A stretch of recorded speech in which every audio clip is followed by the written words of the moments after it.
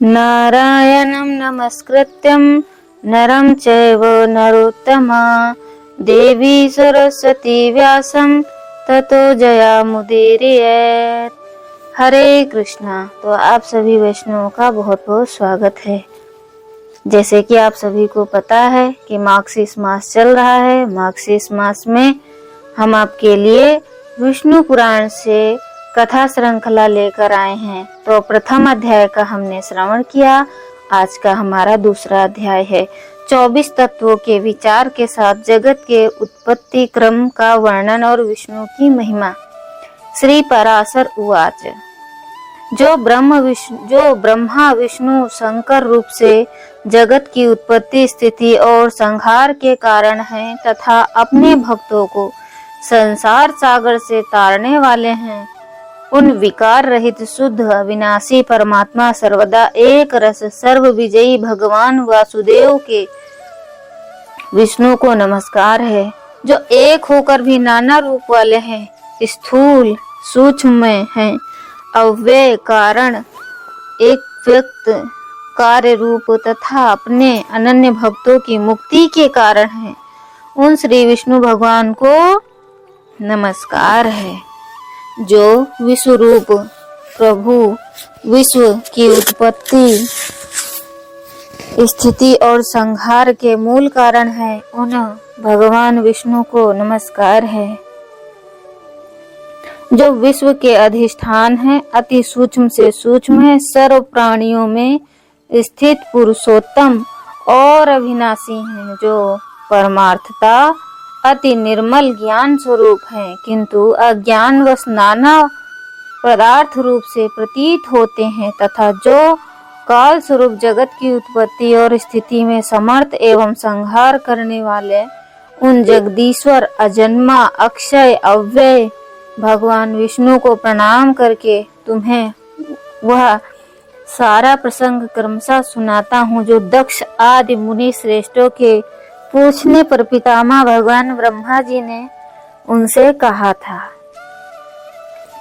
वह प्रसंग दक्ष आदि मुनियों ने नर्मदा तट पर राजा पुरुकुत्स को सुनाया था, तथा पुरुकुत्स ने सारस्वत से और सारस्वत ने मुझसे कहा था, जो पर प्रकृति से भी परम श्रेष्ठ अंतरात्मा में स्थित परमात्मा रूप वर्ण नाम और विशेषण आदि से रहित है, जिसमें जन्म वृद्धि परिणाम क्षय और नाश इन 6 विकारों का सर्वथा अभाव है, जिसको सर्वदा केवल यह इतना ही कर सकते हैं, तथा जिनके लिए यह प्रसिद्ध है कि ये सर्वत्र और उनमें समस्त विश्व बसा हुआ है। इसीलिए हे विद्वान, जिसको वासुदेव कहते हैं, वही नित्य अजन्मा अक्षय अव्यय एक रस और हे गुणों के अभाव के कारण निर्मल परब्रह्म है।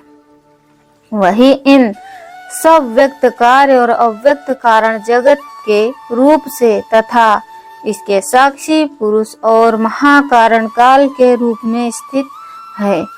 परस्य ब्रह्मणो रूपम पुरुषा प्रथम द्विज व्यक्त व्यक्त तथैव नये रूपे कालस्थता परम। हे द्विज, पर ब्रह्म प्रथम रूप पुरुष अव्यक्त प्रकृति व्यक्त महादादि उसके अन्य रूप हैं, तथा सबको शोभित करने वाले होने काल उसका स्वरूप परम रूप है। इस प्रकार जो प्रधान पुरुष व्यक्त और काल इन चारों से परे है, तथा जिसे पंडित जन ही देख पाते हैं, वही भगवान विष्णु का परम पद है। प्रधान पुरुष व्यक्त काल ये भगवान विष्णु के रूप पृथक पृथक संसार की उत्पत्ति पालन और संहार के प्रकाश तथा उत्पादन के कारण है। भगवान विष्णु जो व्यक्त अव्यक्त पुरुष और काल रूप से स्थित होते हैं, इसे उनके बालवत क्रीड़ा ही समझो। उनमें अव्यक्त कारणों को जो सद्रूप कारण शक्ति विशिष्ट और नित्य सदा एक रस है, श्रेष्ठ मुनिजन प्रधान तथा सूक्ष्म प्रकृति कहते हैं। वह क्षय रहित है, उसका कोई अन्य आधार भी नहीं है तथा अप्रमेय अजर निश्चल शब्द स्पर्श आदि शून्य और रूप रहित है। वह त्रिगुणमय और जगत का कारण है तथा स्वयं अनादि एवं उत्पत्ति लय से रहित है। वह संपूर्ण प्रपंच प्रलय काल से लेकर सृष्टि के आदि तक उसी से व्याप्त था। हे विद्वान, श्रुति के मर्म को जानने वाले श्रुति प्राणाय ब्रह्मवेत्ता महात्मा गण इसी अर्थ को लक्ष्य करके प्रधान के प्रतिपादक इस श्लोक को कहते हैं। ना हो न रात्रि न नभो न भूमि न शासितो में ज्योतिर्भूषणान्यात् श्रोता बुद्धि अनुपाल्य भूम्यकम प्रधानिकम ब्रह्म पुमास्तदासीत। उस समय प्रलय काल में न दिन था न रात्रि थी, न आकाश था न पृथ्वी थी, न अंधकार था न प्रकाश था और न इनके अतिरिक्त कुछ और ही था। बस श्रोतादि इंद्रियों और बुद्धि आदि का अविषय एक प्रधान पर ब्रह्म पुरुष ही था। हे विप्र, विष्णु के परम उपाधि रहित स्वरूप से प्रधान और पुरुष के दो रूप हुए। उसी विष्णु के जिस अन्य स्वरूप के द्वारा वे दोनों सृष्टि प्रलय काल में संयुक्त और रूप के द्वारा वे वियुक्त होते, उन रूपांतर का ही नाम काल है। बीते हुए प्रलय काल में यह व्यक्त प्रपंच प्रकृति में लीन था, इसीलिए प्रपंच के इस प्रलय को प्राकृत प्रलय कहते हैं। हे द्विज, काल रूप भगवान अनादि हैं, इनका अंत नहीं, इसीलिए संसार की उत्पत्ति स्थिति और प्रलय भी कभी नहीं रुकते, वह प्रवाह रूप से निरंतर होते रहते हैं। हे मैत्रेय, प्रलय काल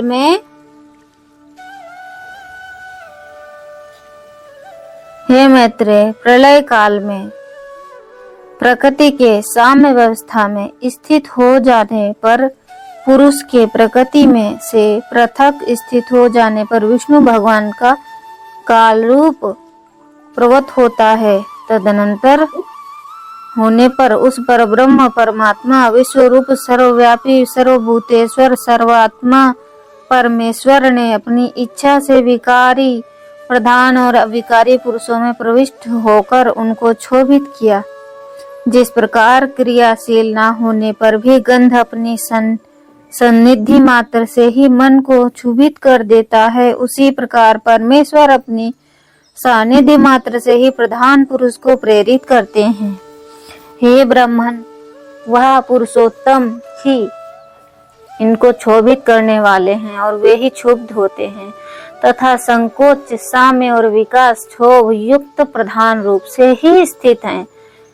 ब्रह्मादि समस्त ईश्वरों के ईश्वर वे विष्णु ही समष्टि व्यष्टि रूप ब्रह्मादि जीव रूप तथा महत्व तत्व रूप से स्थित हैं। हे द्विज श्रेष्ठ, सर्ग काल के प्राप्त होने पर गुणों की साम्यावस्था रूप प्रधान जब विष्णु के क्षेत्र यज्ञ रूप से अधिष्ठित हुआ तो उससे महत्व की तत्व की उत्पत्ति हुई। उत्पन्न हुए महान को प्रधान तत्व ने आवृत किया। महातत्व सात्विक राजस और तामस भेद से तीन प्रकार का, किंतु जिस प्रकार बीज छीलने के समभाव से ढका रहता है, वैसे ही यह त्रिविध महातत्व प्रधान तत्व से सब और व्याप्त है। फिर त्रिविध महातत्व से ही वैकारिक सात्विक तेजस राजस और तामसक भूतादि तीन प्रकार अहंकार उत्पन्न हुआ। हे महामुने, त्रिगुणात्मक होने से भूत इंद्रिय आदि का कारण है, वह प्रधान जैसे महातत्व व्याप्त है, वैसे ही महातत्व एवं अहंकार व्याप्त है। पृथ्वी, वायु, जल, आकाश तथा समस्त इंद्रियों और अंतःकरण आदि जितना जगत है, वह सब पुरुष रूप है। और क्योंकि वह अव्यय विष्णु ही विश्व रूप और सब भूतों के अंतरात्मा है, इसीलिए ब्रह्मा आदि प्राणियों में स्थित सर्ग आदिक भी उन्हीं के उपकारक हैं। अर्थात जिस प्रकार ऋत्विजों द्वारा किया हुआ हवन यजमान उपकारक होता है, उसी तरह परमात्मा के रचे हुए समस्त प्राणियों द्वारा होने वाले सृष्टि भी उन्हीं के उपकारक है। वे सर्व स्वरूप श्रेष्ठ वरदायक और वरण्य प्रार्थना के योग्य भगवान विष्णु ही ब्रह्मा आदि अवस्थाओं द्वारा रचने वाले हैं। वे ही रचे जाते हैं, वे ही पालते हैं, वे ही पालित होते हैं तथा वे ही संहार करते हैं और स्वयं ही संहत होते हैं। द्वितीय अध्याय समाप्त हुआ। प्रथम अंश का द्वितीय अध्याय समाप्त।